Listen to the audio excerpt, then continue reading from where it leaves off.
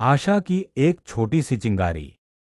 एक छोटे से गांव में 12 वर्षीय अनन्या अपने पिता की मृत्यु के बाद उदासी में डूबी रहती थी। उसकी माँ और गांव वाले उसे खुश करने की कोशिश करते, पर वो खुद को अकेला महसूस करती। पिता की यादें हर पल उसे घेरे रहती। स्कूल जाना छूट गया था और सहेलियों से मिलना भी बंद हो गया था। एक दिन गांव में गुरुजी नामक एक बुजुर्ग शिक्षक आए। उनके शांत स्वभाव और ज्ञान से प्रभावित होकर लोग उनसे सलाह लेने आते थे। अनन्या की माँ उसे लेकर गुरुजी के पास गईं और उसकी उदासी के बारे में बताया।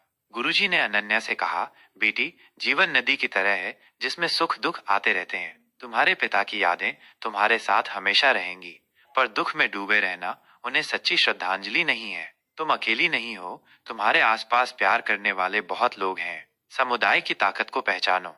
गुरुजी ने एक छोटा पौधा दिखाते हुए कहा, देखो, इस पौधे में जीवन की एक छोटी सी चिंगारी है। देखभाल करने पर यह बड़ा पेड़ बनेगा। तुम्हारे अंदर भी आशा की ऐसी ही एक चिंगारी है, बस उसे जगाना है।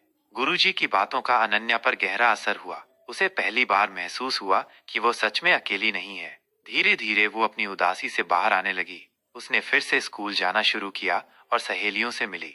एक दिन अनन्या ने एक गरीब बच्चे को देखा जिसके पास कपड़े नहीं थे। उसे अपने पिता की याद आई जो हमेशा दूसरों की मदद करते थे। उसने अपनी माँ के साथ मिलकर उस बच्चे को कपड़े और किताबें दी। उस बच्चे की खुशी देखकर अनन्या को शांति मिली। उसे एहसास हुआ कि दूसरों की मदद करने से उसका दुख कम होता है। वो गांव के जरूरतमंद लोगों की मदद करने लगी। बूढ़ों के लिए पानी लाना, बीमारों का हालचाल पूछना और बच्चों को पढ़ाना उसकी दिनचर्या का हिस्सा बन गया।